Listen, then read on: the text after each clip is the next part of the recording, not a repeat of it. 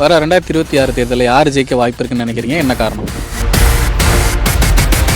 DMK தான். டிஎம்கேக்கு எதிர்கட்சியே இல்லை. ஒருவேளை இப்போ அடுத்த ஆட்சி அவர் தான் வரதுக்கு வாய்ப்பு இருக்கு. விஜய் தான். கண்டிப்பா டிவிகே தான். முக்கியத்துவம் முதல்ல கல்விக்கு கொடுக்குறாங்க. அதுக்கு அடுத்தது பார்த்தீங்கன்னா பெண்களுக்கு, தாய்மார்களுக்கு கொடுக்குறாங்க. ஃப்ரீ இது பஸ்ஸில் போகிறது பிடிச்சிருக்கு. மகளிர் உரிமை தொகை கொடுத்துருக்குறாருல. அதிமுகவோ டிவிகேவோ அவங்களாம் எதிர்கட்சியாக இருக்காங்கல்ல, அவங்களும் போட்டி போடுறாங்க. அவங்களோட செயல்பாடுகள் எப்படி இருக்குன்னு நினைக்கிறீங்க? அவருக்கு ஒன்றும் தெரியறதில்ல. சின்ன பிள்ளை இப்போதான் வந்து ஒரு தலையெடுத்திருக்காரு. அவன் எதுக்கு அவர் சம்பாதிச்ச காசை வேஸ்ட்டாக விடுறாருன்னு தெரியல. விஜய் எப்படி பண்ணியிருக்கிறாரு?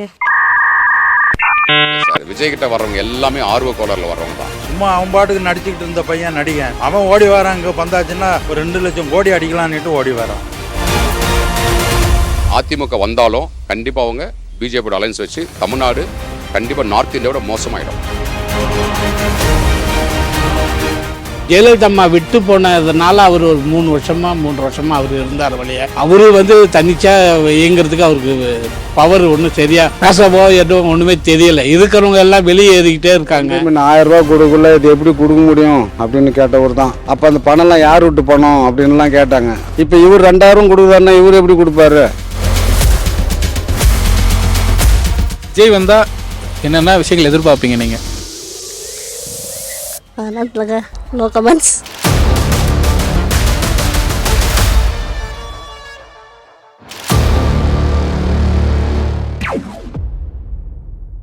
மாடர்ன் தமிழ்நாடு பார்வையாளர்களுக்கு வணக்கம். 2026 சட்டமன்ற தேர்தல் நெருங்கிட்டு இருக்குது. தேர்தல் களம் சூடுபிடிக்க ஆரம்பிச்சிருக்குது.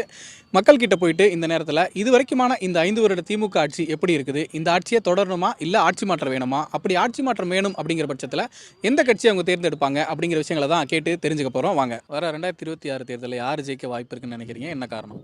விஜய் தான். டிஎம்கே தான். கண்டிப்பா டிவிகே தான். 5 வருஷம் திமுக ஆட்சி நல்லா தான் சார் நடந்திருக்கு. என்ன இதெல்லாம் சொன்னாரோ அதெல்லாம் செஞ்சுட்டு தான் இருக்காரு. ஒருவேளை இப்போ அடுத்த ஆட்சி அவர் தான் வரதுக்கு வாய்ப்பு இருக்கு. நம்ம தமிழ்நாடுன்னு வச்சு பேசணும் அப்படின்னா டிஎம்கேவை தாண்டி நல்லது செய்கிற கட்சி எதுன்னு இருக்குன்னு இல்லை. எதனால டிவிகே? Y TVK? எதனாலனா நல்லா செய்வார் அவர் எல்லாம்.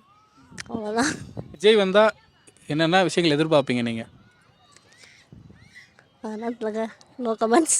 பேசிக்கலி நான் ஒரு விஜய் ஃபேன், தீவிர விஜய் ஃபேன். அண்ட் அதுக்கும் மேலே ஒரு பர்சனாலிட்டி வைஸ், கேரக்டர் வைஸ் பார்த்தா நல்ல கேரக்டர், நல்ல மனுஷனா தெரியுது. ஸோ அதனால் அவருக்கு ஒரு சான்ஸ் கொடுத்து பார்க்கலாமே. அவர் அரசியலில் உட்கார வச்சு ஒரு 5 இயர்ஸ் அவர் உட்கார வச்சா தான் தெரியும் மக்களுக்கு என்ன பண்ணுறாருன்னு தெரியும். அதுக்கு முன்னாடியும் தெரியாதுல்ல. 5 வருஷத்தில் எவ்வளோ தூரம் வளர்ச்சி அடைஞ்சிருக்குன்னு நினைக்கிறேன் தமிழ்நாடு? எனக்கு தெரிஞ்சு மோர் தென் 60% நல்லா டெவலப் ஆயிருக்கு. அடுத்த 5 இயர்ஸ் கம்ப்ளீட் பண்ணாருன்னா தமிழ்நாடு இந்தியாவில் நம்பர் 1 இருக்கும். மக்கள் பயனளிக்கக்கூடிய பல வகையான திட்டங்களை அறிவிக்கிறாரு. சத்துணவு காலையில் ஸ்கூலில் பிள்ளைங்களுக்கு சத்துணவு கொடுக்குறாங்க. அதெல்லாம் ரொம்ப கஷ்டம். பிள்ளைங்க ரொம்ப கஷ்டப்பட்டாங்க. இப்போ ஏதோ சாப்பிட்டுட்டு தெம்பாக இருக்கிறாங்க. ஃப்ரீ இது பஸ்ஸில் போகிறது பிடிச்சிருக்கு. அப்புறமா மகளிர் உரிமை தொகை கொடுத்துருக்குறாருல. அது எவ்வளோ பேருக்கு யூஸ்ஃபுல்லாக இருக்குங்களா? எவ்வளோ பிள்ளைங்க கல்வி கற்க முடியாமல் ரொம்ப கஷ்டப்படுறாங்க. அவங்களுக்கெல்லாம் பார்த்தீங்கன்னா வீடு தேடி போயிட்டு சொல்லிக் கொடுக்கல, அது ரொம்ப பயனாக இருக்குதுங்க. வீடு இல்லாதவங்களும் வீடு கட்டி கொடுக்குறாங்க. அதுவும் பார்த்தீங்கன்னா இப்போ நானும் அந்த வீட்டு மனை திட்டத்தில் நானும் ஒரு பயன் அடைகிறேன். இவ்வளோ காலமாக எங்களால் பட்டா வாங்க முடியாத இருந்த சூழ்நிலையில் இப்போ எங்களுக்கு அது ரெடி பண்ணிட்டு இருக்காங்க. இன்னும் ஒரு 2 நாளில் கொடுத்துருவாங்க. ஸ்கீம்ஸை தாண்டி டெவலப்மெண்ட்ஸ் எப்படி நடந்திருக்குன்னு நினைக்கிறீங்க? டெவலப்மெண்ட்ஸ்லாம் இந்த ஏரியாவை பார்த்தாலே உங்களுக்கு தெரியும். இப்போலாம் எந்த அளவுக்கு நம்ம இந்த பாண்டி பஜார்லாம் 7 இயர்ஸ் பிஃபோர் நம்ம வரும்போதெல்லாம் பார்த்தீங்கன்னா ரொம்ப மோசமாக இருந்துச்சு. இந்த இடம் எல்லாமே மண் ரோடு மாதிரி இருந்துச்சு. இப்போ எல்லாமே நீட்டாக இருக்குது. அதே மாதிரி முன்னாடி தண்ணி நிற்கிறது இதெல்லாம் பார்த்தீங்க அப்படின்னா ரொம்ப அதிகமாக நிற்கும். இப்போ அதெல்லாம் ஓரளவு பரவாயில்ல. இயற்கையை யாராலையும் கண்ட்ரோல் பண்ண முடியாது. பீச்சுக்கு ஒரு 4-5 வருஷம் ஆயிடுச்சு. எனக்கு கால் கீழே ஆக்சிடென்ட்லாம் ஆகி நடக்க முடியாது. ஏதோ நாங்கள் வரணும்னு ரொம்ப ஆசைப்பட்டேன். இன்றைக்கி வந்தாக்கா ரோடெலாம் போட்டிருக்குறாங்கன்னு சொன்னாங்க. நாங்கள் கஷ்டப்பட்டு தான் வேலை செய்கிறோம். நல்லா இருந்தோம் ஒரு காலத்தில், எல்லாம் கெட்டுன்னு வந்துட்டோம். இன்றைக்கி இவர் போடுறாருன்னா ஒரு அரிசி மூட்டை வாங்குகிறோம், ஒரு உண்மைதான் இது, ஒரு கேஸ் வாங்குகிறேன். அது எனக்கு ரொம்ப பிடிச்சிருக்குது. இந்த ஆட்சி பார்த்தீங்கன்னா முக்கியத்துவம் முதல்ல கல்விக்கு கொடுக்குறாங்க. அதுக்கு அடுத்தது பார்த்தீங்கன்னா பெண்களுக்கு, தாய்மார்களுக்கு கொடுக்குறாங்க. மற்ற கட்சிகளோட செயல்பாடுகள் எப்படி நினைக்கிறீங்க? அதிமுகவோ டிவிகேவோ அவங்களாம் எதிர்கட்சியாக இருக்காங்கல்ல, அவங்களும் போட்டி போடுறாங்க. அவங்களோட செயல்பாடுகள் எப்படி இருக்குன்னு நினைக்கிறீங்க? எடுத்த எடுப்புலேயே அந்த ஒரு படத்தில் சொல்ல பாருங்க, எடுத்தவொடனே நான் ஹீரோ தான் போவேன், இந்த சைடு இடத்துல போவேன், அந்த மாதிரி எடுத்தோம்னா சிஎம் கேண்டிடேட் சொல்கிறது தப்பு. முடியலை, அவரால் முடியாது. அவருக்கு ஒன்றும் தெரியறதில்ல. சின்ன பிள்ளை இப்போதான் வந்து ஒரு தலையெடுத்திருக்காரு. பாவம் எதுக்கு அவர் சம்பாதிச்ச காசை வேஸ்ட்டாக விடுறாருன்னு தெரியல. விஜய் எப்படி பண்ணியிருக்கிறாரு? இன்னும் அந்த அளவுக்கு இது பண்ணலைங்களே. அவங்களாம் இறங்கி இது பண்ண மாதிரி இன்னும் அவர் மூவ் ஆகலை இல்லைங்களா? இளைஞர்களுக்கெல்லாம் பிடிக்குதுன்னு சொல்கிறாங்க. இளைஞர்கள் ஓட்டெல்லாம் நிறைய போடுவாங்கலாம் சொல்லிட்டு இருக்காங்க. அவங்க ஒருத்தருனா இப்போ இதுனால எல்லாருமே இது பண்ண முடியாது இல்லைங்களா? விஜய் செயல்பாடு நம்ம கூட்டத்தை வச்சு எடை போட முடியாது சார். விஜய் கிட்ட வர்றவங்க எல்லாமே ஆர்வ கோளாறுல வர்றவங்க தான். இப்போ பசங்கள்லாம் ஓட்டு போடுவாங்க, எல்லாருக்கும் ஓட்டு, எல்லாம் 18 வயசு மேலே ஓட்டு போடுவாங்க தான். பட் அந்த ஓட்டெல்லாம் நம்ம கண்டிப்பாக நான் அதை எடுத்துக்க முடியாது நம்ம. ஏன்னா ரஜினிகாந்தை விட விஜய் ஒன்றும் ஆக்டர் கிடையாது. ரஜினிகாந்தை விட சிவாஜி இன்னும் பெஸ்ட் ஆக்டரு. பட் சிவாஜியும் சரி ரஜினிகாந்தும் சரி அவங்களால அரசியலில் உள்ள நுழைய முடியல. மக்கள் தமிழ்நாடு மக்கள், நான் தான் சொன்னேன், இந்தியாவிலே நம்பர் 1 யாருன்னா தமிழ்நாடு மக்கள். தமிழ்நாடு மக்கள் அமெரிக்கா உலக லெவலில் நம்பர் 1 இருக்காங்க, யோசிக்கிறதில்ல. அதனால் இவங்க நினைக்கிற மாதிரிலாம் விஜய் கையாட்டினாவோ இல்லை ரஜினி கையாட்டினாவோ இல்லை சிவாஜி கையாட்டினாவோ போடவே மாட்டாங்க. அந்த சென்சார் விஷயம்லாம் அவ்வளோ பெருசாக எதுவும் ஆன மாதிரி தெரியல. இதை விட ரொம்ப மோசமான இதெல்லாம் இருக்குது. அதுக்கெல்லாம் ஈஸியாக சென்சார் கொடுக்குறீங்க, ஏன் இவருக்கு மட்டும் ஏன் கொடுக்க மாட்டீங்கன்றதான் எனக்கு அதுவும் யார் பண்ணுறாங்க?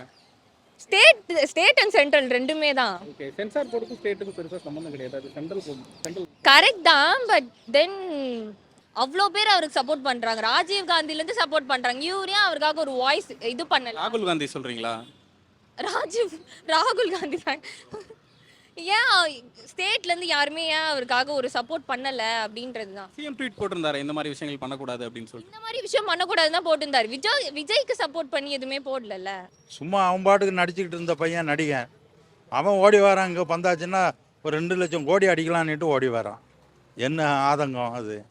இது ஒரு நல்ல பழக்கமே கிடையாது. இப்போ என்னென்ன பிரச்சனைகள் இருக்குது, இதெல்லாம் சரி பண்ணிட்டாங்கன்னா நல்லாயிருக்கும் அப்படின்னு எதெல்லாம் நினைக்கிறீங்க உங்களுக்கு பேசிக்காக? யங்ஸ்டர் மத்தியில் எல்லாருமே எதிர்பார்க்கறது வேலை வாய்ப்பு தான். அது கரெக்டாக கிடச்சினாவே மற்ற டீட்டெயில்ஸ் எல்லாமே நம்ம வாங்கிக்க போகிறோம். தொடர்ந்து பிஜேபி தமிழ்நாட்டுக்குள்ளே கால் பதிக்க ட்ரை பண்ணுறாங்கல்ல, அதை எப்படி பார்க்குறீங்க? அது இப்போ முடியாதுங்க.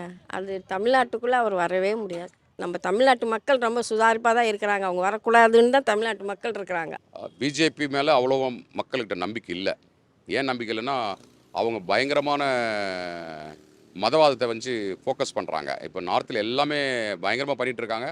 நார்த் மாதிரி தமிழ்நாட்டையும் சவுத் இந்தியாவும் கொண்டு வரதுக்கு ட்ரை பண்ணுறாங்க. அதில் ஒரு வேளை அதிமுக வந்தாலும் கண்டிப்பாக அவங்க பிஜேபியோட அலைன்ஸ் வச்சு தமிழ்நாடு கண்டிப்பாக நார்த் இந்தியாவோட மோசமாயிடும். இப்போ அதிமுகவோ இல்லை மற்ற கட்சிகளோ எந்த அளவுக்கு பலமான போட்டியாக இருப்பாங்கன்னு நினைக்கிறீங்க? கண்டிப்பாக அவங்க போட்டியாடுறதுக்கு வாய்ப்பே இல்லை. ஏன் வாய்ப்பு இல்லைன்னா அவங்களுக்கு ஃபஸ்ட்டு லீடர்ஷிப் இல்லை. அப்போ தடியார் தான் தண்டல்கார மாதிரி தான் ஒருத்தர் பேசிகிட்டு இருக்காங்க. இப்போ பார்த்தீங்கன்னா நேற்று பார்த்தீங்கன்னா வைத்தியலிங்கம் வந்துட்டார், டிஎம்க்கு வந்துட்டார். டிடிவி தினகரன் ஓபிஎஸ்லேருந்து மறுபடியும் ஏடிஎம்க்கு வந்திருக்காரு. பட் எல்லாமே இது மாதிரி தான் சுற்றிட்டு இருக்காங்க. ஒரு ஸ்டடியான மைண்ட் இல்லை.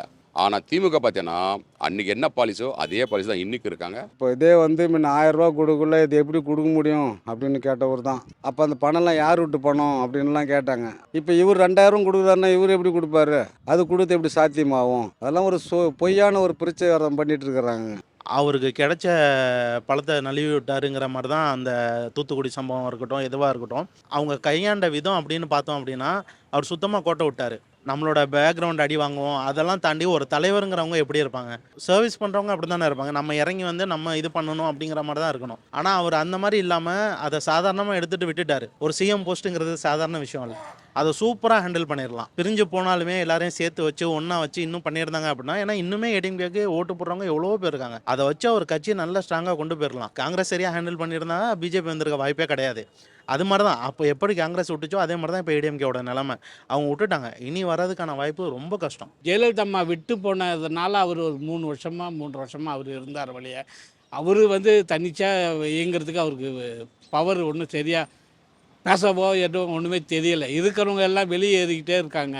அப்புறமா அவர் எப்படி ஏடிஎம்கே வரும்? இந்த எலெக்ஷனும் டிஎம்கே தான் வரணும். டிஎம்கேக்கு எதிர்கட்சியே இல்லை. அடுத்த ஆட்சி அவர் தான் வரதுக்கு வாய்ப்பு இருக்குது. டிஎம்கே தான் வரும்.